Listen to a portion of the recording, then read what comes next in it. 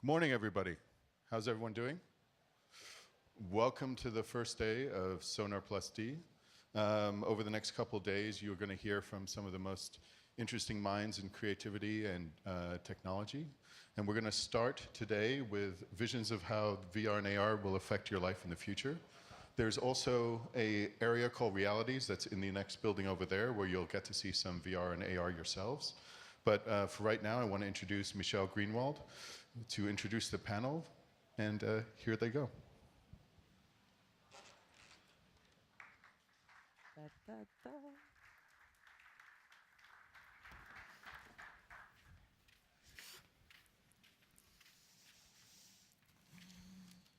Okay, so I am a professor. I sort of specialize in digital marketing and innovation, and I'm thrilled to be here today. We're with two pioneers in the field of AR, VR, and XR. Monika Bielskyte, who is from, well, she's really actually lives all over the world. She's a fascinating background. She works in the area, she's a futurist and content strategist for AR, VR, and XR, and she works in film, entertainment, technology, and with governments. And then we have Lila Alemany, who works for Google, and she heads Google's initiatives on VR, XR, AR with global clients. And they approach the field, they've come from different perspectives, and together it's a really great complement to get some insights into where VR is today, how it got to where it is, and where it's going in the future. And I'm going to have each of them introduce themselves, tell you a little bit more about their backgrounds and how they came into the field. So if you'd like to start. Thank you, yeah. So my name is Lila. I'm actually originally from Barcelona, so I'm thrilled to be home. I work at Google in New York. I lead our AR and VR initiative for our global clients. So I spend a lot of time thinking about how people are going to be used these technologies across a wide range of sectors, from healthcare, productivity, nutrition, creativity. Also, we spend a lot of time thinking about how to make these technologies available and helpful for everybody. Before Google, I worked in media and tech strategy and investing for startups and big corporations. And before that, I was actually in Barcelona. I led a small media production shop. We created digital content and TV, media, film. And actually, one of my favorite projects was a circus show that we did with two iconic Catalan singers, Lluís Llach and Albert Pla. We turned that into a 3D film. So you could say my passion for a long time has been this intersection between creativity, business, and media. So thrilled to be here. Of course, it's very fitting for Sónar, and very much looking forward to learning from Monika and from you. Hi, I'm Monika Bielskyte. My passport is Lithuanian, but as Michelle mentioned, I'm a bit of a digital nomad. I travel the world searching for visions of the future. My big focus is actually on the global south, looking at non-Western, let's say non-North American, non-European visions of the future. Historically as well as in the present day. And I like to call myself more of a future designer rather than a futurist, though I get labeled as such.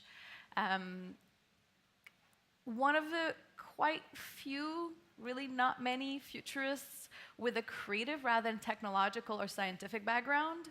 And as much as I spend time at the bleeding edge of science and technology, I always try to help people see how it connects also with social, creative, political innovation, rather than just staying in the domain of science and tech. Now, again, as Michelle mentioned, I work in the entertainment industry, mostly with Hollywood, designing fictional story worlds for sci-fi properties. But I also work with technology companies, helping them see contextual futures, sort of geopolitical, sociocultural context in which their products, platforms, technologies would be set in, so they wouldn't be designing in a vacuum, but actually for the potential and possibilities of the real world.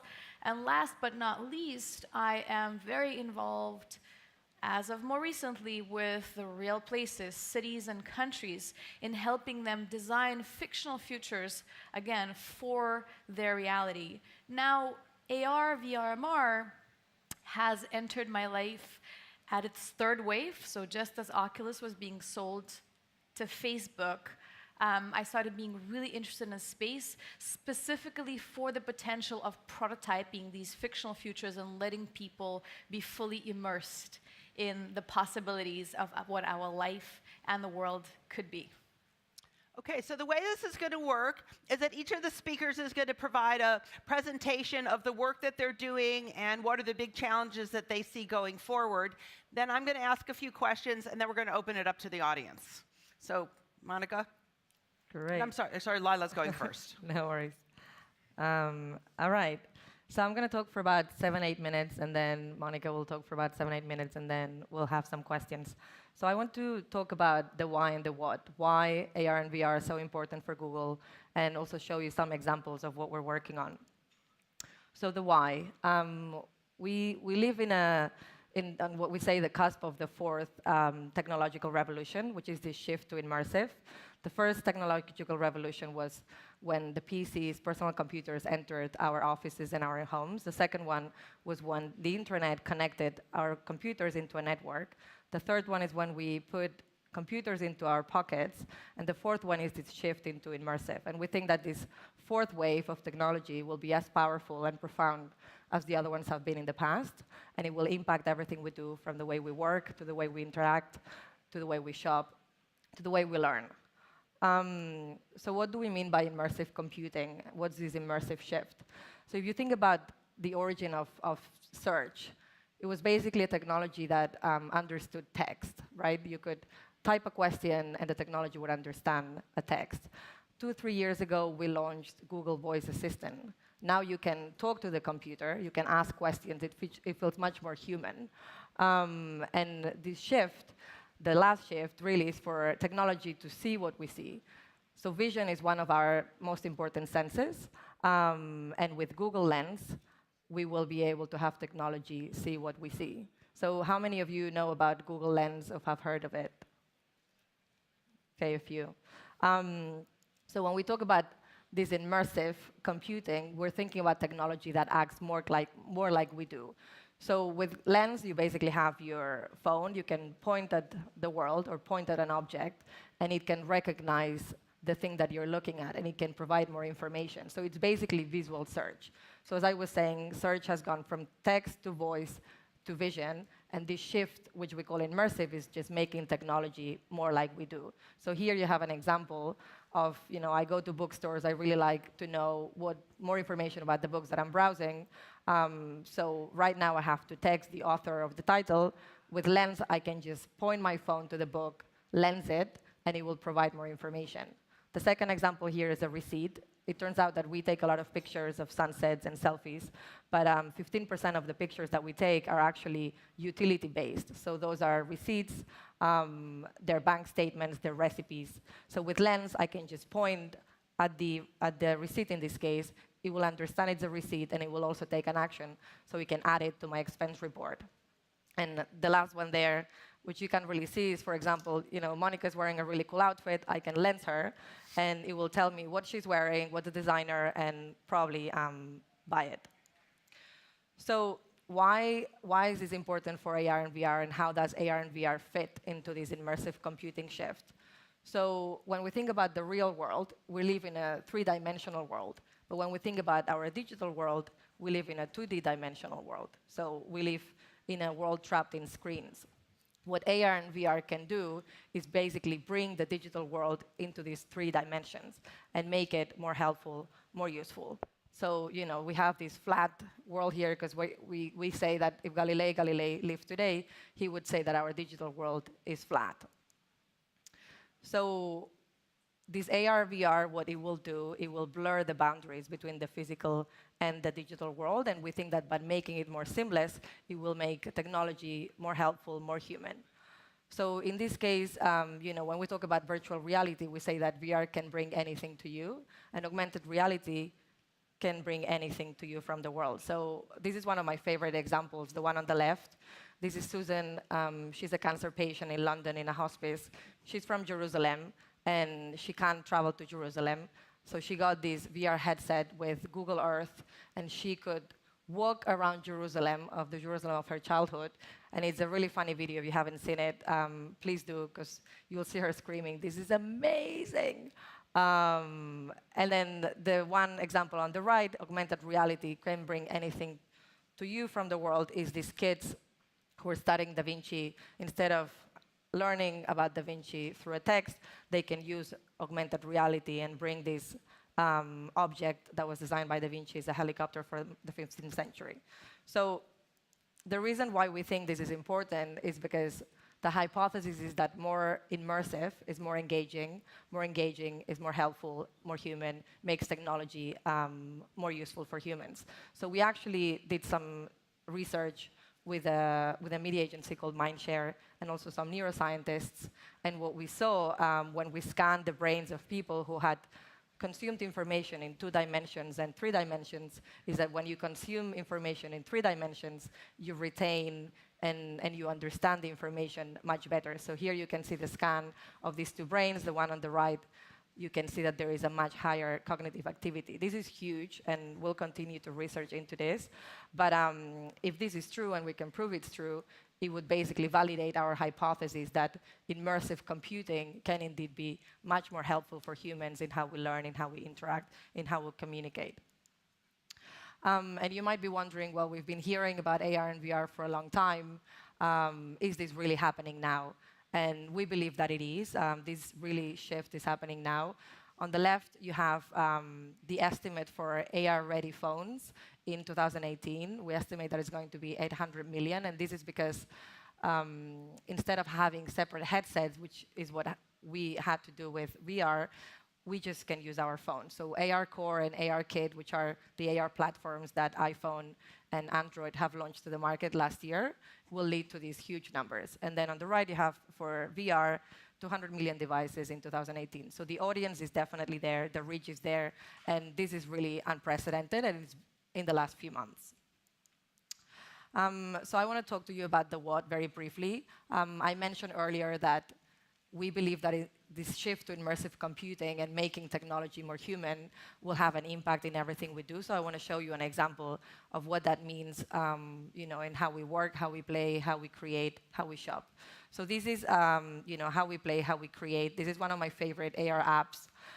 It's called Just a Line. If you haven't tried it, please do. You can basically draw on AR. So what you see here is this British artist, Chantel Martin. She's been experimenting with this for a while. And she said something that I really liked, which is that with AR, the world becomes a creative canvas. She can use any surface, any space to create. Second example is education. So Google launched Expeditions, which is the immersive tools for kids. Here you see in VR, but also in AR. 3 million kids have used it. Again, we've done some research on this, and the results in terms of educational impact are really, really interesting. Then how we shop. As you know, a lot of our shopping is moving online. I think the global estimate is around 10%, but for some countries that goes up to 20%, and for some categories it's up to 50%. So some things are very easy to buy online, like books. Some other things are really not easy, like electrodomestics or clothes, and AR is going to change that. So on the left, I have to buy a new washing machine, but I don't have time or the appetite to go to a showroom. So with AR, I can just place the object in my environment, and I can see how it fits in my house. And on the right-hand side, I want to change my hair color. I want to try on a new pair of jeans. I will be able to use my virtual avatar and just try it on online. And of course, this is going to have a big impact on advertising. And Google is working on 2 different areas. So the one on the left is out of home. This is a movie poster for Star Wars. With this AR component, you're basically adding a layer of playfulness to it. And then on the right-hand side, this is a box. Imagine it could also be a cereal box for Nestle, or any kind of packaging that you can imagine. And again, you can add a layer of utility or entertainment to it. And then finally, how we work. We think that AR and VR will change a lot of the professions. This is an example of an AR microscope that Google recently launched. It detects cancerogenic cells and it highlights them in AR, so it really helps pathologists in diagnosing and basically enabling them to do their job much faster and better. So lots of examples. We're really thrilled about this new technology and can't wait to see what you'll do with it. Great. Okay, Monika.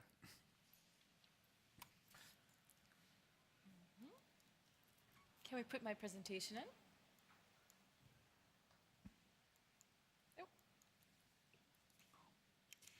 Yeah, so I love that Lila provided a more practical and applied information. I'd like to add a little bit of a maybe philosophical layer.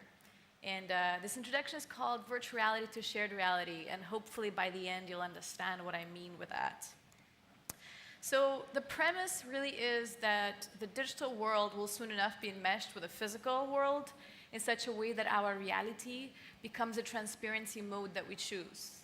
What do I mean by that? Today we're seeing virtual reality as sort of this digital space that we're entering with our physical bodies, and augmented reality as digital overlay onto the physical world. Now, mixed reality is actually seen as digital integration, digital content, digital interaction integration within our physical world that makes it almost indistinguishable from physical reality and its augmentations.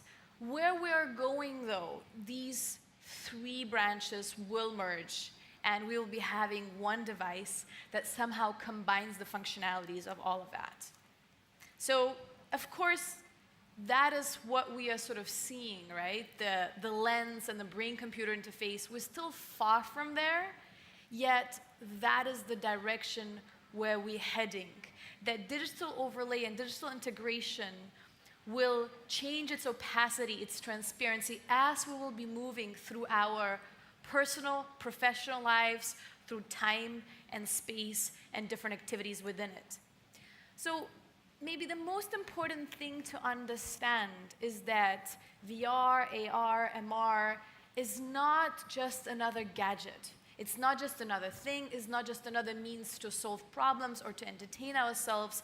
Fundamentally, it is the paradigm shift in computation.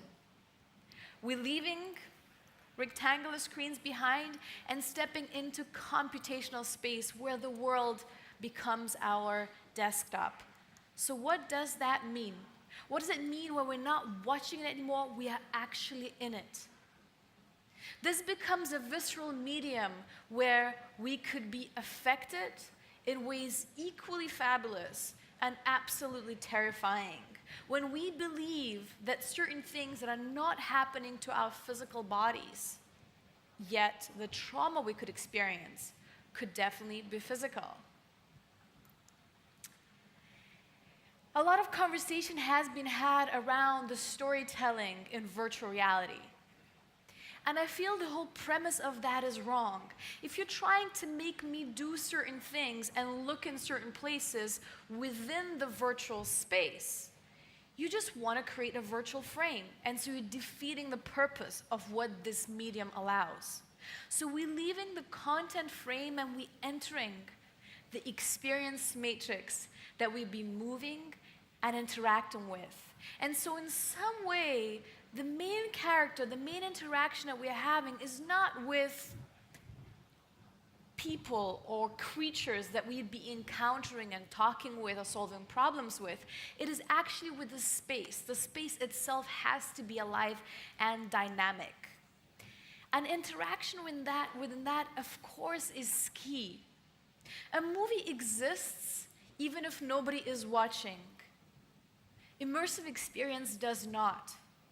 It is actually what me, as a user, or I would rather say as a human, that steps into it. And what do I do within it? What do I feel within it? What do you make me feel that really matters? So I'll say, fuck techno-fetishism. We've been so obsessed with hardware and platforms, but VR is not that. VR is really, as well as AR and MR, it's really about experience. So much of investment has been going exclusively into developing new hardware, new platforms, and very little has been invested into the R&D of content. So as much, again, as all of these things are important, the emphasis has been put a little too much on one edge, rather than actually understanding how we would not be dragging the old media into the new medium space. Because as we know, that'd be like pushing a square peg into the round hole. Technological progress without humanitarian evolution always equals dystopian future. That is an evergreen equation that I coined a little while ago, and it just never keeps changing. We need to just watch Keiichi Mitsuda's Hyperreality or Charlie Brooker's Black Mirror to understand how the merge of digital and physical world could go terribly wrong. Now, that sounds quite scary, although I am an enthusiast. I work in this field, and specifically, I want to think about it critically because that is the only way how we could do it right. And doing it right has never been more urgent than it is today. So what we need is not more technology-driven experiences, but rather experience-driven technology. If it's only good because it's new, it won't be good for long. As Bruce Sterling says, we have to look at it from the point of view that is already passé, and created that way. So may it not be just a tool for escapism. Movies such as Steven Spielberg's Ready Player One show this dystopian world where the only thing that we can do to escape our reality is step into that digital space and completely ignore what happens to this real world and the people that inhabit it. What interests me is how instead of just escaping it, we could think how we could use it to expand the human potential. So what I meant by fuck techno-fetishism is really, could we stop seeing it as this external thing to us, as something that has an agency of its own, and start seeing it as a tool, as a means to expand the human potential. Intellectually, yes, but also emotionally, physically, and creatively. And last but not least, how could it be a means to hack the human experience? So much focus is going into recreating reality in the virtual space. But could we find a whole new way to experience the world? And amazing work such as marshmallow laser feasts in the eyes of an animal does show that, when we get to see the world and move through the world through the eyes of the animal. And so could we do that? Could we bring that digital possibility space into the real world? Not just escape, but go there so we could bring back that new knowledge and new understanding. And I want to finish with my favorite quote by Audrey Tang, who said, when we hear user experience, let's think about human experience. And when we hear virtual reality, let's make it a shared reality. Thank you so much. These are just a few glimpses into virtual project development that maybe can give you an idea of what these worlds could be. Okay, so my first question is a combined question for Lila. How does a brand developer get started creating AR, VR, and does it have to be very expensive and complex? Just to Monika's point, because when you were saying that we have to ground these experiences on the human, this is actually one of our obsessions. And when we talk to creators or brands, and they just say, I want to do AR, I want to do PR, I want to do VR for PR reasons, we are constantly saying, no, you have to think about the user. We call it the user, you call it the human. What's the need? And does this technology make sense for it or not? So completely agree with that point. In terms of how to get started, I mentioned the new AR platform that Google launched called AR Core. In the last 6 months, people have, I think, uploaded 300 different apps. So this is a very user-friendly platform for developers. What we've seen is that creating 3D assets, 3D objects, is not necessarily easy or cheap. So we've built 2 apps. One is called Tilt Brush, the other one is called Blocks, which developers can use to create 3D assets. But I think the most important thing that Google has launched recently, it's called Poly. It's a library which has a commons license, so anybody can use the hundreds of thousands of 3D assets that are there and remix it. And it's a library of 3D assets that developers can use to create their own apps. So I would say our obsession, again, is to make this technology available and helpful. So we've built the hardware, the software around it, so creators and developers can build experiences. I would say AR Core is our platform. For iOS, it's ARKit, and then the two apps, Tiltbrush and Blogs. Great. So for Monika, what are key considerations to create really great content? It can be from a technological standpoint, but also from a storytelling standpoint. Yeah, so actually, also playing back into what you said, I think Google is one of the very few companies that's been heavily focused on understanding what we could do that space and what is that bigger picture as AR, VR, XR being the future of computation. Now, what I like to do, of course, thinking about how we could be creating better stuff is, again, bring it back into reality. A lot of developers have been, and the background from which they come, have been very focused on just thinking in the digital realm. But for me, first, I think we should study reality. How do things make us feel in the real world? And understand that the immersive space becomes that times 10. Our mind gets tricked very easily into believing that we are in reality. And we can get triggered in ways that are really, really intense. If the spreadsheet pops into our eyeballs, if colors or shapes are aggressive and infringing on our physical space, that becomes an incredibly unpleasant experience.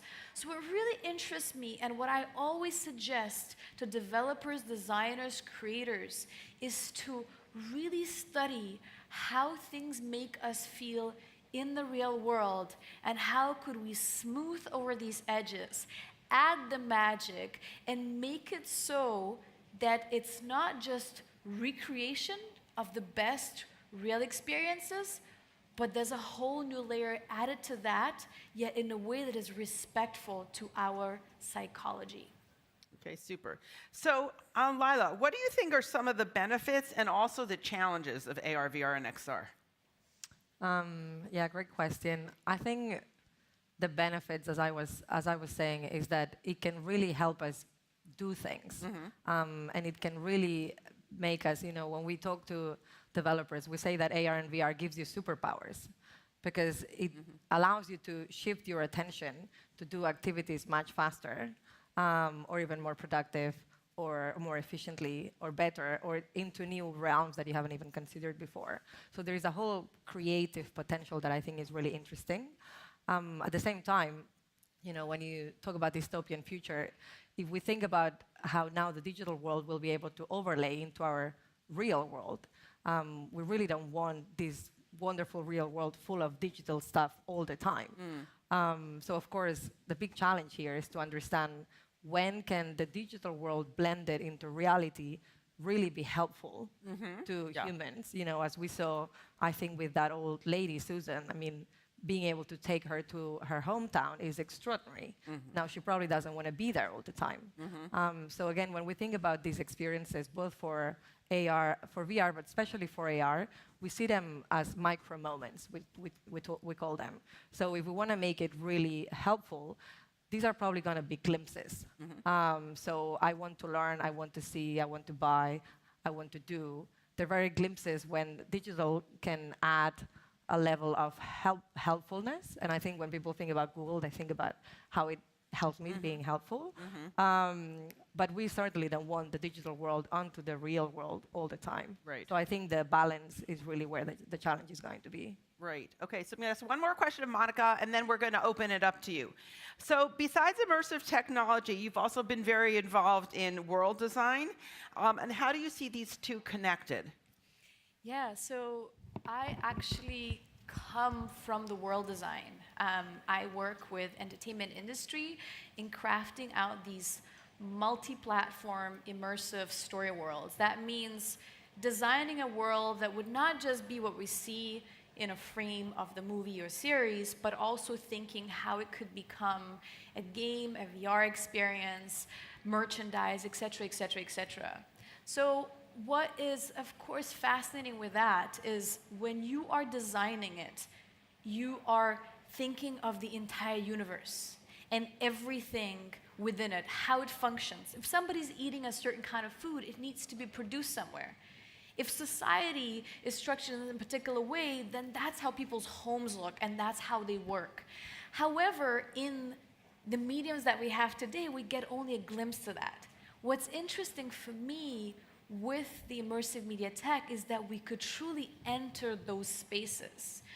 And now, if we shift from the science fiction story worlds into how this could be applied to reality, is that we could be way less didactic with the kind of content that could raise people's awareness. So a simple example, climate issues, climate change, climate pattern disruption. Instead of telling you that, look, that's how beautiful our nature is, like Planet Earth or Blue Planet does, or environmental change movies say, oh, this is really, really terrible what is happening. I could actually help you enter 3 alternative scenarios. One scenario is we have done nothing and things just continue degrading themselves. Another scenario, well, we started reducing some of our degenerative action. And in a certain scenario, it's a paradigm shift of a new world where we're really moved towards behavioral change. And if instead of just watching and seeing the data, you could actually step into that data and see how your actions change the world and how you are affecting it. Now, all of a sudden, you are starting to make these choices in a way that is much more visceral. So for me, what really interests is how we could be crafting out these simulations of possible potential futures and inviting people to change how they think and how they act of themselves in the world and of the world. Great. Okay, so we're going to open it up to questions. Anybody have any questions? Do we have a microphone or? We do. Okay.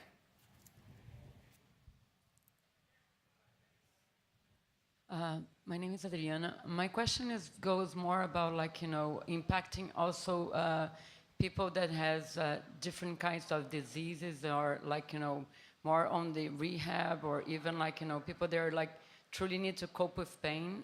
Some of those have been big breakthroughs on VR on that, and how you guys see in the future. Yeah, I can take part of it if you want. So one of the research studies that we're doing is around using VR with psychologists and people who have phobias. It's really interesting, some of the results that are coming back. People have phobias to heights, people have phobias to different sorts of animals. As you were saying, the fact that you can immerse yourself into a different reality and think that you're touching those animals or you're in a big height place, it really starting to change and have a very positive impact on people who have some of those diseases. The other big thing that we've seen, as I showed, for people who can't move, people with disabilities, the idea that you can walk, that you can run, that you can swim, that's another huge area where we're seeing really interesting results for VR. I don't know if you have some examples there. Yeah, sure. So, of course, everything for the rehabilitation of paraplegic patients is really huge. But I also want to talk about something that is not, where we haven't arrived yet to the level of disease, or we think we haven't. So many of us today are dealing with different psychological issues. Loneliness, anxiety, insomnia, et cetera, et cetera, et cetera. And unless we are heavily medicating ourselves, we don't see them as massive problems. Now, I see that as a potential massive market and a means to do good business also while doing something great. So what really shocks me is how much money has been actually going into first-person shooter games and violence and horror-based content, whereas the world is really waiting for the kind of content that could help us to feel more at home, more peaceful, that could allow us to sleep, that could allow us also to, again, expand our understanding and knowledge. Now, interesting ways also how be doing that taps into what's the future of user experience and user interface. And as Lila mentioned, it is a combination, right, of eye tracking, voice commands. But the last point is also where we're going, EEGs will be integrated into the head-mounted displays. Now, there's two amazing avenues for that. One is that you'd be able to understand better how you're reacting to a specific type of content. And the content could be adjusted to that. So the content could calm itself or render itself more intense, et cetera, right? It could also help you understand what do you have issues with. Because sometimes we're not fully aware of that. Now, the dystopian angle of that is actually already being deployed in China, where EEG is embedded within the AR headsets in the workplaces, and you might be completing your task perfectly well. However, if you are getting stressed or tired or anxious, you might be fired just for your psychological state, not considering what you actually do. So as always, amazing possibilities and then some really scary avenues. Great. Anybody else have a question? Okay. Thank you. What mechanisms do you anticipate to allow people to control their collaboration in this new joint AR/VR space in public? What do you mean? Tell me a little bit more. Privacy, Right. individual rights, selection of presentation, etc. Yeah, I mean, that's one of the biggest questions, not just with AR, VR, but with digital in general, right? I think, what I can say is that Google, and especially Google engineers, are obsessed about privacy. It's been a huge issue for us for a long time. And I think VR and AR is just another layer of what that means in digital. For us, whenever we treat individual data, that's always a no-go. Like for Google, there are so many obstacles to get to individual data, and that's definitely an area of obsession, not just for the organization, but for our engineers. But you're completely right. It's when I said I can lens Monika and I can figure out the clothes that she's wearing, and I really like them and I want to buy them. There is an issue there. The challenge, though, is that I can take a picture of Monika right now, and then I can go and search. It's just going to take me more time. Lensing it just makes that easier. So, yeah, it's a constant, I think, conversation that we want to have when we bring that digital reality into the world. But I think privacy is an ongoing discussion that we have. Yeah, so if I can add to that, of course, the major issue is that, and that's what will precipitate encrypted and blockchain-based platforms, is that not only it knows, like right now, the search knows what we're searching for, what YouTube videos we watched, etc., where we're going, the platforms would know how we were feeling watching that kind of stuff. It would know how long we were watching one or other particular area. And the reality is we will give up that information because that is the only thing that will allow these experiences be smooth and fluid and really deliver to our expectations. So hopefully the bigger players will actually really opt for transparency and privacy laws, because otherwise we might find ourselves in a very, very tricky place. Another thing that I might add to what you were saying, what particularly fascinates me is how VR could be not that isolation space, VR, AR, MR, but actually a space of belonging, co-creation, and participation. And the avenues it opens right now as our physical world becomes more closed off, the avenues that it opens to make the physical borders obsolete. How via AR, VR, XR, and robotic peripherals, we could find ourselves in a country and do things that we could not normally be physically allowed. And again, that's an amazing opportunity for the ones that are being excluded, and especially from the countries that are unable to travel as freely, no matter their diplomas and awards and all that kind of stuff. But also it will mean a whole lot of other stuff that might endanger our lives. I think we have Just one more thing to touch on that. I think you mentioned something really important, which is having the choice, right? Like having the choice to opt in versus opt out.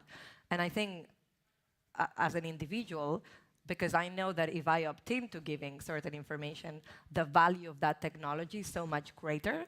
It's going to be so much more helpful that I might want to opt in.